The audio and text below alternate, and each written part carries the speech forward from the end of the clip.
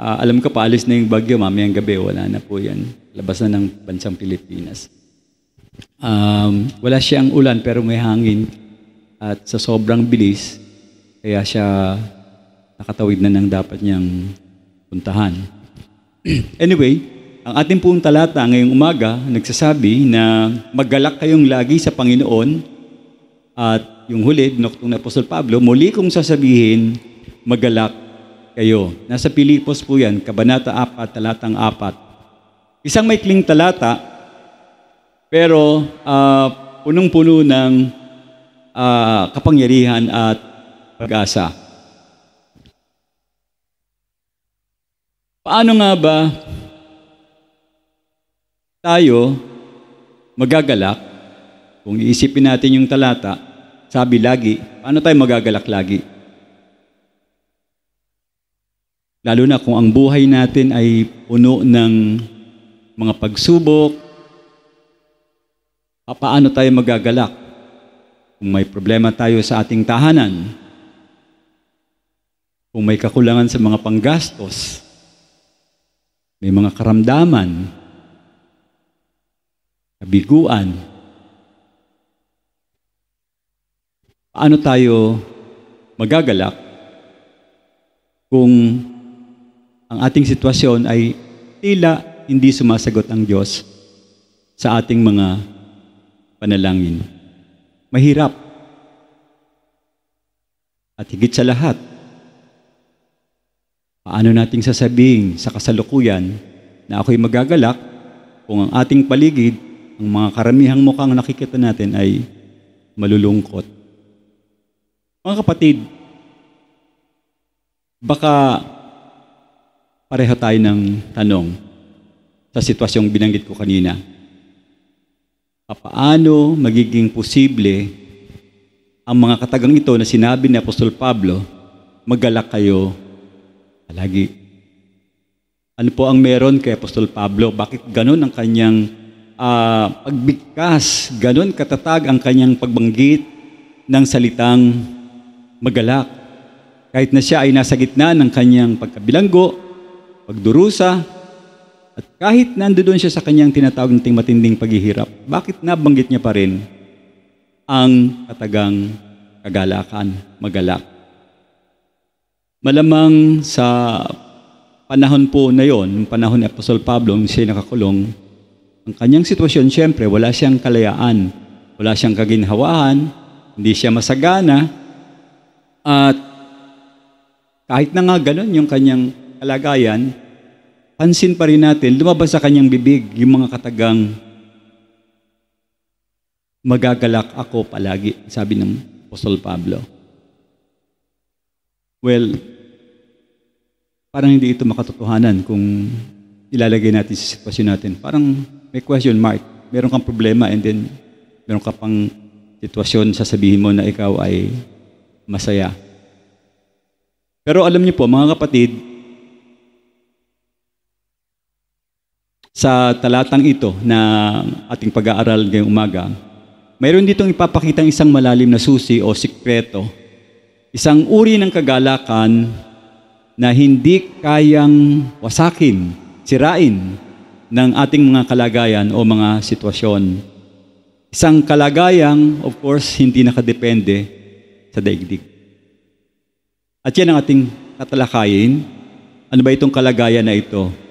Paano rin natin ito mararanasan, itong mga silanggit ni Apostol Pablo? At paano magiging totoo yung kagalakan natin? Paano siya magiging matatag?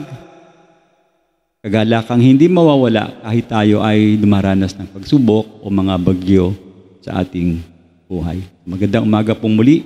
Ang ating pong talata, balikan ko, makikita natin sa Aklat ng Pilipos, Kabanata 4, talatang 4. Katulad ni Pastor Raymond, isang talata lang ngayong umaga, isang talata rin tayo. Verse 4 lang po. Basahin ko po. Magalak kayong lagi sa Panginoon. Sa muli, sasabihin ko, magalak kayo. Aming Diyos na mapagpala at mapagmahal, kami po ay lumalapit sa inyo. Ngayon na may puso nagpapasalamat sa panibagong araw, linggo, na muli mo pong pinagkaloob sa amin, Panginoon. Maraming salamat din po sa pagkakataong kami makakalapit sa iyong presensya. Panginoon, ngayong umaga, dalangin ko po na mabuksan ang aming puso, ang aming isipan, upang marinig at maunawaan namin ang mensaheng ihahanda mo po para sa amin sa ngayong umaga. Tanggalin mo po, Panginoon, ang anumang alalahanin, mga takot, o anumang bagay na maaring humadlang sa aming pakikinig. Hayaan mo po ang inyong Espiritu Santo, ang iyong banal na Espiritu, ang siyang kumilos sa aming kalagitnaan, ang siyang magturo, magbigay ng kaliwanagan, at ito po ang aking dalangin sa pangalan ng iyong anak na si Jesus. Amen. So dapat tumatatak sa isip natin yung katagang magalak kayo. Rejoice in the Lord always. Again, I said rejoice. Magalak kayong lagi sa Panginoon. Muli kong sasabihin, magalak kayo. Mga kapatid, napakaganda ng paalalang ito ni Apostol Pablo. Maikli, pero kahit na gano'n siya kaikli, punong-puno siya ng pag-asa, ng kapangyarihan. Balit, kung tutuusin, siguro you would agree with me, madaling sabihin, pero mahirap gawin. Tama po ba? Sa totoo lang, madaling sabihin, magagalak ako, pero pag nandiyan na yung sitwasyon, baka kayo'y mauna pa doon sa problema na mag-isip at hindi kayo mapakali. Paano nga ba magagalak ng palagi? Ngayong ang buhay natin ay may mga dinaranas, may mga pagsubok.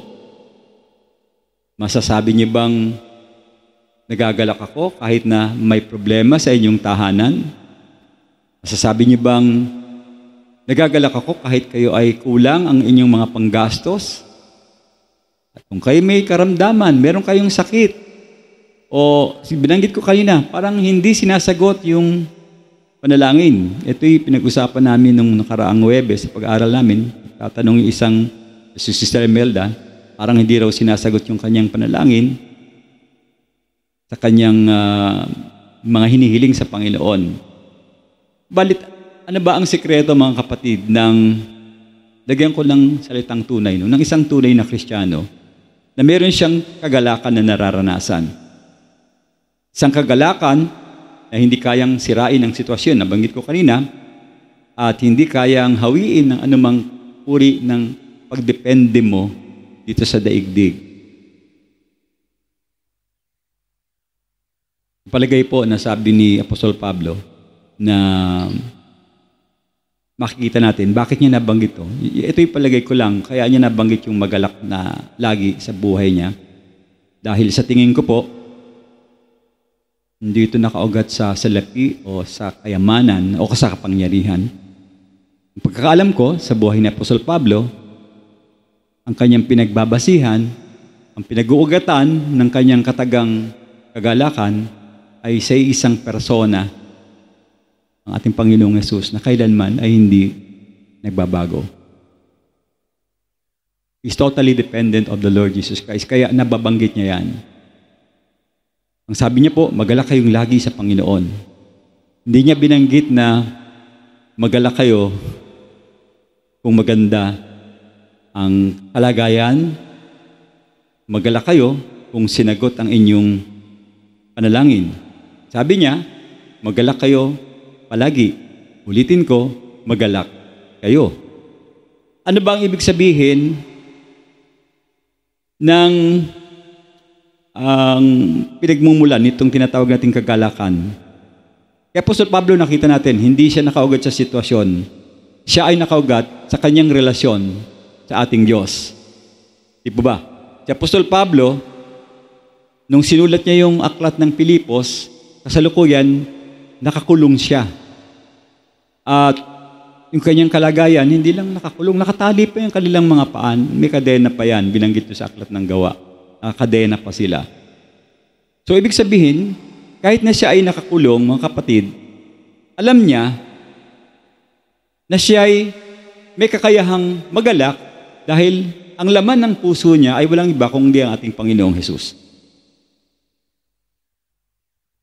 makikita natin yung prinsipyo ng kanyang ginamit sa isang aklat sa Lumang Tipan, sa Nehemiah o sa Nehemias, Kabanata 8, talatang 10. Sinulat ko naman dyan sa inyong program para matandaan nyo rin. Ang sabi po sa Nehemias, chapter 8, verse 10, ang kagalakan sa Panginoon ang ating kalakasan.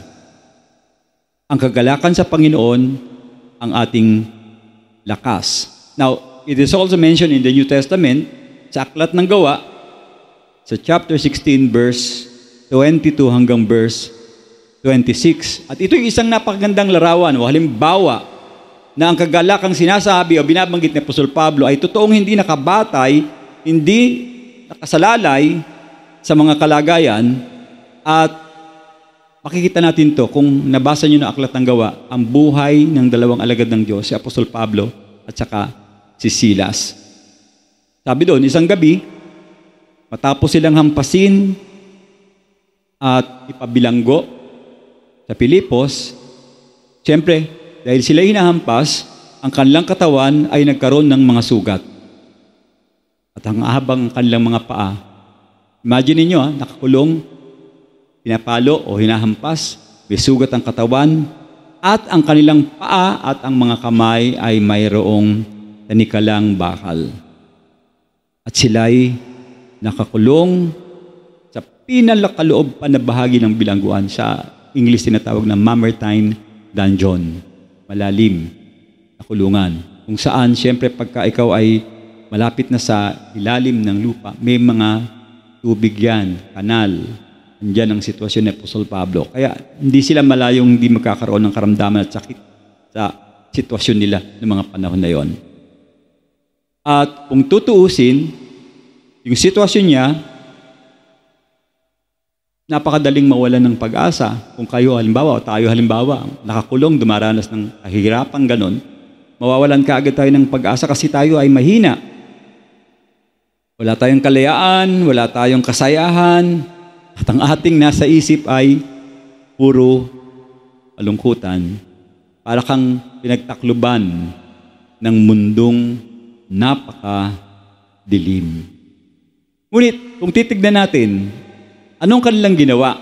Okay, babanggitin ko sa inyo kung anong ginawa nila Apostol Pablo sa kanilang kalagayang nakakulong, may kadena, may sugat, nagugutom. Ano ang kanilang banggit sa kanilang bibig? Sa Aklat po ng Gawa, Kabanata 16, talatang 25, ng hating gabi, si Pablo at si Silas, ano pong kanilang ginawa? Sila ay nalalangin, hindi lang nanalangin, at umaawit ng mga papuri sa Diyos. Can we do that? Pwede ba natin gawin yun? Kung tayo may problema, manalangin, magkaroon tayo ng kasiyahan sa ating kalooban, at maaari tayong umawit sa Diyos na siya ang ating itinataas. That's possible kung sumusunod tayo sa Panginoon. And what happened? Nagkaroon ng resulta, mga kapatid. May mga katabi silang bilanggo na nakinig sa kanila at naniwala rin sa ating Panginoong Hesus. Isipin nyo, mga kapatid, sa gitna ng kulungan, sa gitna ng sugat, at sa gitna ng kanilang pagdurusa, ang maririnig mo ay awit ng pagpupuri. Nagreklamo ba sila? Hindi.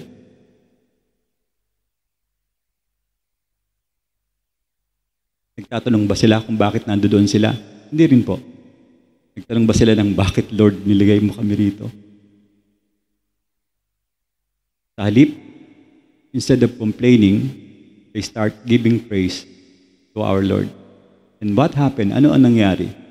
Sa verse 26 ng chapter 16, walang ano-ano ay lumindol ng malakas at nayanig pati ang mga pundasyon ng bilangguan. Biglang nabuksan ng mga pinto. At the same time, nakalag ang mga tanikala nila at lahat ng mga bilanggo. See? Dahil sa pananampalataya, nakita nila ang kapangyarihan ng Diyos ay kumilos habang sila ay patuloy na nagagalak, hindi nagrereklamo.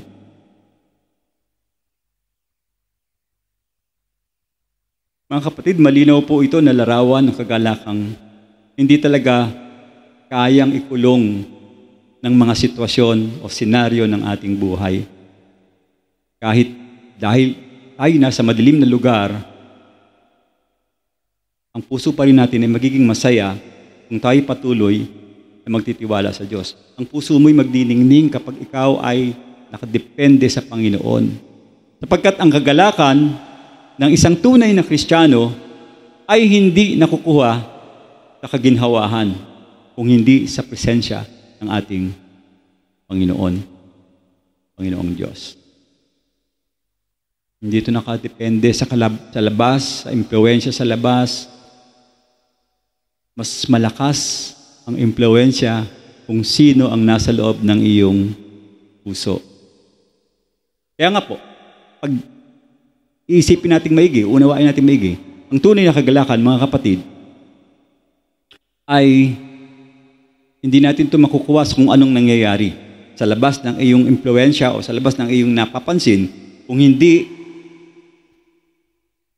sa kung sino ang nananahan sa ating kalooban. Of course, kung ang Panginoon ang nananahan sa kalooban, makakatawa ka, magiging masaya ka. Merong isang matanda na naglalakad palagi doon sa karsada. Araw-araw, ang bukabibig niya, purihin ang Panginoon, purihin ang Panginoon. At lagi siyang masaya. At minsan tinanong siya, sabi niya, "Nay, bakit napansin ko na ikaw ay laging masaya? Parang wala kang problema." Sabi ng matanda, "Mawawala ba ang problema?" Hindi mawawala yan. Katulad ng nasa puso ko, hindi rin mawawala ang Panginoong Jesus. Sabi niya ganun. So, nag-isip yung nagtatanong sa kanya. Nakuha niya kagad na yung sitwasyon ng isang Kristiyano na merong Panginoong Jesus na pininiwalaan at pinamumuhay, nakakuha niya na siya ay magkaroon ng kagalakan sa kanyang paglakad sa araw-araw ng buhay.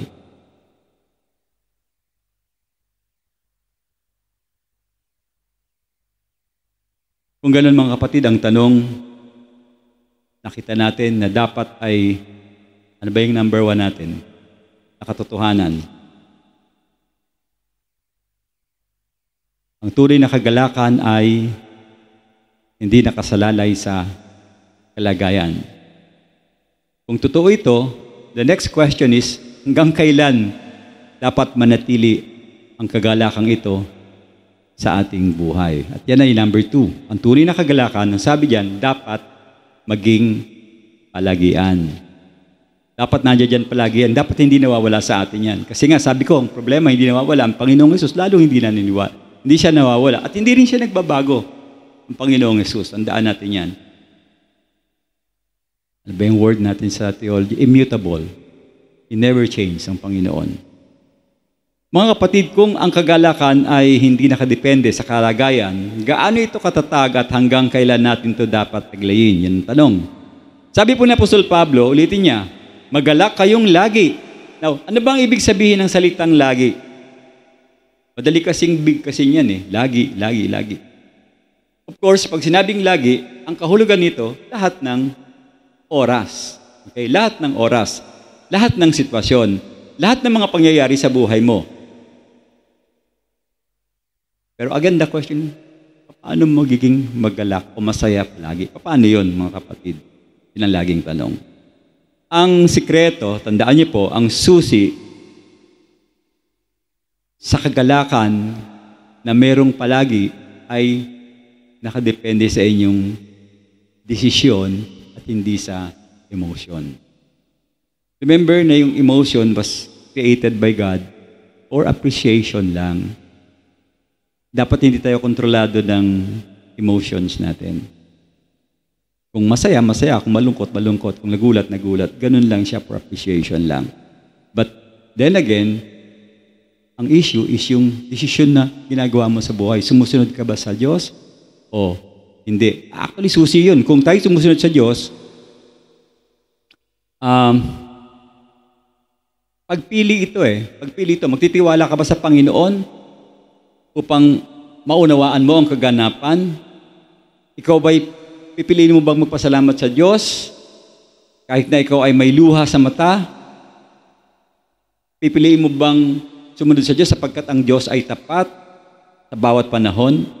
Parang ganun yung gusto kong ipakita sa inyo na para maging palagi ang inyong pagdidesisyon na susunod sa Diyos at makukuha niyo yung konsepto ng kagalakan, itama natin yung ating desisyon. Dapat lagi nating sinusunod ang kanyang kalooban. Hindi tayo lumalabas doon. Alam niyo naman, kung tayo lumabas sa kalooban, nasaan kayo? Kalooban ng kaaway. Diba? Ganun lang yon. Kung wala ka sa kalooban ng Diyos, obviously, nasa kalooban ka ng kaaway. And dapat ma-secure natin na ang Banal na Espiritu, humingi tayo ng tulong, gabayan tayo, patnubayan tayo, patatagin tayo, labanan, harapin ang mga tukso at mga pagsubok. Para yung kagalakan ay nare-retain sa ating buhay. Hindi tayo pabago-bago ng isip o desisyon. Romans chapter 12 verse 12. Basahin ko po. Romans 12 verse 12. Magalak kayo dahil sa inyong pag-asa. Magtiyaga kayo sa inyong kapighatian at palaging manalangin. Napakagandang paalala. So mga kapatid, hindi laging madali ang ngumiti. Totoo yan. Pero sa piling ng Panginoon, posibleng magkaroon tayo ng kapayapaan kahit na tayo nasa gitna ng bagyo ng ating buhay. Kaya nga sinabi ni Apostol Pablo, palagi, dapat meron kayong kagalakan. Hindi niya sinabing paminsan-minsan. Never, hindi niya sinabi. Although may kantang paminsan-minsan. Ang sabi niya, palagi magkaroon kayo ng kagalakan sa buhay. Hindi rin niya sinabing, kapag maganda lang ang araw mo, saka kang ngingiti. Pag hindi magandang araw mo, huwag kang ngumiti. Hindi po. Now, tignan natin ng mga halimbawa, o isang halimbawa lang. Maraming halimbawa sa Biblia, biblical illustration, para makita natin kung gaano sila katatag dahil palagi silang sumusunod sa Diyos sa lahat ng panahon. Ang halimbawa po na ibibigay ko sa inyo ay ang walang iba kundi si Job. Isa sa pinakamatinding larawan ng kagalakan sa kanyang palagian, sa kanyang bahagi ng buhay. Ay makikita natin ito sa kanyang buhay. Alam natin na si Job ay isang matuwid na tao, may kayamanan siya, may pamilya, higit sa lahat pinagpala ng Diyos. Ngunit, yung kayamanan na kanyang tinataglay, what happened? Sa isang iglap, ay naubos lahat ng kanyang ari-arian. Di lang yun. Namatay pa ang kanyang mga anak. Hindi lang yun. There's more. Nagkaroon siya ng karagdagang mga sakit na labis niya talagang sa kanyang, may mga tumubo sa kanyang katawan eh. Kung alam niyo yung kwento, alam niyo marahil na maraming lumabas doon sa kanyang katawan. Now, sa totoo lang po, wala magsasabi sa inyo siguro na dali lang yan. Hindi madali yung nangyari kay Job. Balik, pansinin natin. Ano ang unang tugon ni Job sa kanyang buhay? Nagreklamo ba siya? Again, hindi siya nagreklamo. Hindi rin siya nagduda. Yun ang maganda. Hindi siya nagduda, hindi siya nagreklamo. Job chapter 1, verse 20 to 23. Job chapter 1, verse 20 to 23.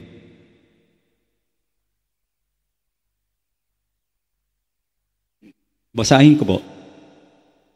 Tumayo si Job, pinunit ang kanyang damit at nag-ahit ng ulo.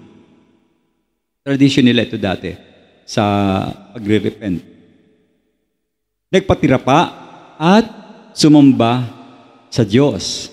Verse 21, ang sabi niya, listen to this, hubad akong lumabas, sinapupunan ng aking ina, hubad din akong babalik sa lupa. Si Yahweh ang nagbigay, si Yahweh rin ang babawi.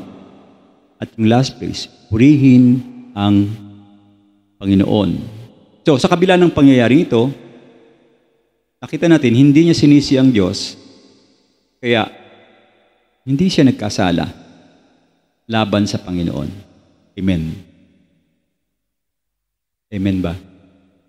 Napakasimple. Alam niya, dumating ako ditong hubad aalis din ako sa mundo ng bad. Siya ay nagbigay, siya rin ang kukuha. Hindi na siya Lord, ba't mo ako ganito? Lord, wala kayong makikita ng ganong kwento. Bakit mo pinatay? Ang bait-bait ko, sumusunod ako, bakit ako pa? Para bang pinalalabas mo? Listen to this. Sometimes ganun tayo, no? Pinalalabas natin na we are special. Kaya hindi natin kine-question yung mga ganun. Lord, bakit ako? Ba't ako? Ba't hindi siya? Mas marami siyang kasalanan sa akin. Mas marami siyang corruption. Bakit hindi sila ang perusahan mo at kami itong pinahihirapan mo? Bawal ang magreklamo. Bawal din ang magduda sa Diyos. Kasi He knows the best para sa atin. Mas marunong siya sa atin. Kaya kung may nangyayari sa ating hindi magandang bagay, gagamit kayo ng prinsipyo ng Romans 8:28. All things work together for the good those who love God. Laging yan ang gamit natin. Dahil lahat ng bagay, masamang bagay, mabuting bagay, it will work out para sa ikakabuti ng nagmamahal sa Diyos at sumusunod sa Diyos. So sa matinding pagkawala, sa gitna ng kanyang matinding pagkawala ng kanyang mga tinatangkilik, ang lumbas pa rin sa kanyang bibig ay walang iba kundi ang pagbupuri at hindi ang pagdududa. Sa totoo lang, yung kanyang asawa, alam niyo ba yung kwento? Pinayuhan si Job ng kanyang asawa. Sabi dun sa verse 10, chapter 2, sumpain ang Diyos, basahin ko, ang sagot ni Job. Sinabi ng asawa, isahan ko no, sumpain mo na ang Diyos at mamatay ka na. Okay? Subalit, ang sagot ni Job, ganito na sa verse 10, hindi mo naintindihan ang iyong sinasabi. Medyo tatamaan tayo dito sa terms na to. Pagpapala lang ba ang tatanggapin natin sa Diyos? Hindi ba natin tatanggapin kung bigyan niya tayo ng pagdurusa? Sa kabila ng kanyang paghihirap, hindi nagsalita si Job ng laban sa Diyos. So dapat ganun yung mentalidad natin, mga kapatid. Kung ano yung ibigay sa atin ng Diyos, dapat nating tanggapin. Kung ito may pagpapalo o pagpapala, we need to accept that by faith. So yun yung payo pang narinig niya, lalo na sa mga kaibigan niya. Wala nga siyang nakubang payo na maganda sa mga kakilala niya. Yung tatlong kaibigan niya parang nilait-lait din siya bandang huli. But then again, ito'y isang larawan, mga kapatid, ng kagalakan na meron palagi.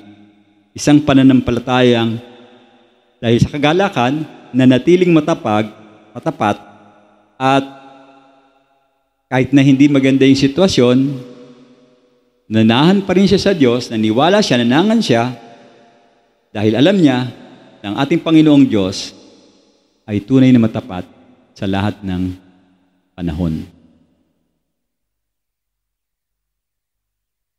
Kaya mga kapatid, kapag ang puso natin ay marunong magpuri sa gitna ng hirap, isa lang pong ibig sabihin nito. Pinapakita natin sa daigdig, pinapakita natin sa kapitbahay natin, sa mundo, na ang ating kagalakan ay hindi pansamantala. Bagkos ito'y nagiging matibay na patotoo para sa ating mga taong nakakasalamuha at nakakakita sa buhay natin. So, meron pa pala, bukod sa pangalawang bahagi na ang tunay na kagalakan ay dapat maging palagian. Ikatlo, ang tunay na kagalakan dapat maging testimony o patotoo natin sa mundo. Bakit mahalaga na makita ng iba ang ating kagalakan, totoong kagalakan na ating nararanasan? Ano ba ang bunga nito sa mundo sa pamamagitan ng ating pananampalataya? At ulitin natin yung sinabi ni Apostol Pablo, muli kong sasabihin, magalak kayo. Inulit niya, kapag ang isang bagay ay inuulit, ano ang dating nito? Ito ay importante, mahalaga, very good, mahalaga. Dahil ang pusong nagagalak sa Panginoon, nagiging siyang buhay na patotoo dito sa ating mundong kinilalagyan.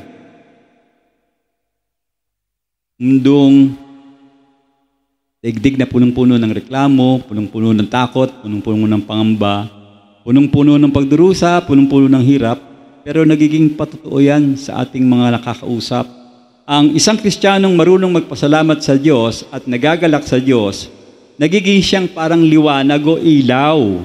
Matthew chapter 5 verse 16. Matthew chapter 5 verse 16. O Mateo, Kabanata 5, talatang 16. Gayon din naman, dapat niyong paliwanagin ang inyong ilaw sa harap ng mga tao upang makita nila ang inyong mabubuting gawa at papurihan ang Ama sa langit. This is why napakahalaga po, lagi naming binibigyan ng diin, hindi yung sarili natin ang kumikilos. Kapag tayo gumagawa, ang Diyos ang bibigay ng structure sa atin, ng turo, para maitama natin yung ating pagkilos. Hindi natin pwedeng i-claim na ako yan, akong gumawa niyan. It's always God who will receive the glory. Kaya nga tinatawag natin glory to God. Kasi pagka ikaw ang gumawa at sinasabi mong na-influensya ko yung mga kapatid ko, in-evangelize ko yan. Hindi ikaw nag-evangelize. Ang Diyos ang nag-evangelize. Marami na ako na-share ng salita ng Diyos. Hindi ikaw ang nag-share. Remember, always remember, instrumento lang tayo ng Panginoon. So, ang tawag sa Kristiyano, asin at ilaw. So kapag nakita ng iba na ikaw ay masaya, kahit na ikaw ay bugbog ng problema, sa gitna ng unos, ikaw ay nakukuha mo pa rin magalak, ang nakikita nila sa iyo ay hindi na ikaw. Ang nakikita ng tao sa atin ay ang Panginoon. At anumang bagay na nakikita ng tao sa ating kagalakan na nanggagaling sa Diyos, ito ay katunayan ng isang matinding ebanghelyo. Yun na yung bahagi mo ng salita ng Diyos para mahikayat ang sino mang hindi pa nakakilala sa Diyos. Nakikita nila ang Panginoon sa buhay mo eh. Merong something sa iyo eh. Iba eh. Bakit matatag ka sa problema? Parang hindi ko nakitang ikaw ay kumahog, nagkaroon ng mga pangamba, nawala ka sa hulog dahil sa problema mo. Ang nakita sa iyo, katatagan sa buhay, nadadala mo yung tao. At doon, nakikita nila ang Diyos. Pag binanggit mo, ang Panginoon ay tunay sa buhay natin.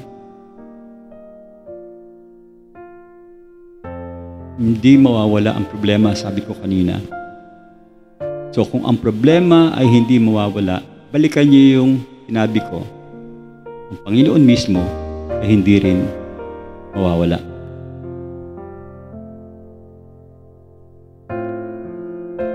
At habang kasama natin ang Diyos, mga kapatid, mayroon tayong dahilan para umiti. Magalak. Meron din tayong dahilan para magpuri.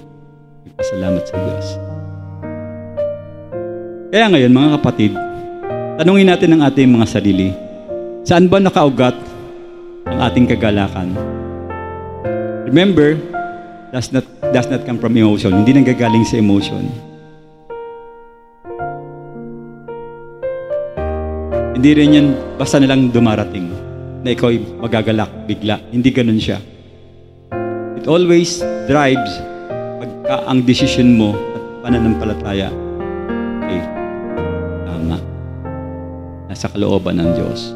Nakabase sa salita ng Diyos. Kasi po araw-araw, meron tayong pagpipilian. In reality, meron tayong pagpipilian. Magrereklamo o magpapasalamat.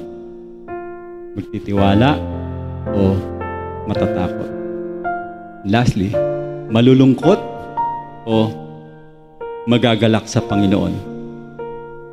Remember this, kung ang Panginoong Jesus ang sentro ng ating buhay, kailanman hindi mawawala ang ating kagalakan. Dahil sa Kanya, ang krus nagiging katagumpayan, ang luha nagiging pagpupuri, at ang mga pasakit ay nagiging buhay na patotoo. Tayo po ay manalangin. Panginoon, maraming salamat po sa paalala mo sa tunay na kagalakan na nasa iyo lamang. Turuan mo kami na magpasalamat sa lahat ng panahon at sa hirap man o sa ginhawa sa pananampalataya namin. Palitan mo po, Panginoon, ng kagalakan ng aming mga lungkot. maging aming mga pangamba. Sa iyo namin binabalik ang papuri sa pangalan ng iyong anak na si Jesus. Amen, amen.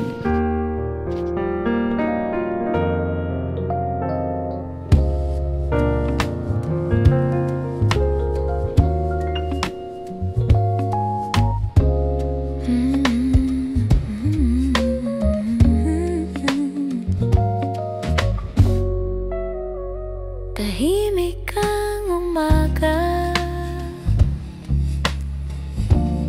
ngunit puso ko'y gising sa'yo. Bawat tibok ay paalala na pag-ibig mo ang totoo. So frozen breathful bawat tibok, kahit sa gitna ng unos, may awit na sumisipol. Hindi sigaw kundi himig ng pusong marunong sumunod. Magalak ako sa'yo, Panginoon ng puso ko. Sa bawat sandali, pag-ibig mo'y aking awit. Magalak ako sa'yo,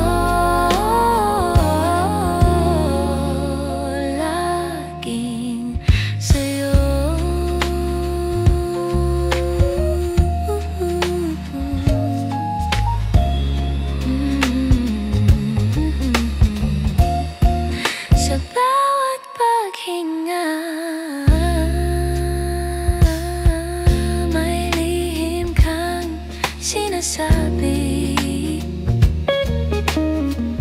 na kahit ako'y mahina, sa'yo may kapayapaan lagi. Walang lungkot na di mo kaya, walang gabi sa iyong liwanag. Panginoon, sa iyong ngiti natatagpuan ko ang galak. Magalak ako sa'yo, Panginoon ng puso ko. Sa bawat sandali, pag-ibig mo'y aking awit. Magalak ako sa'yo, laging sa'yo.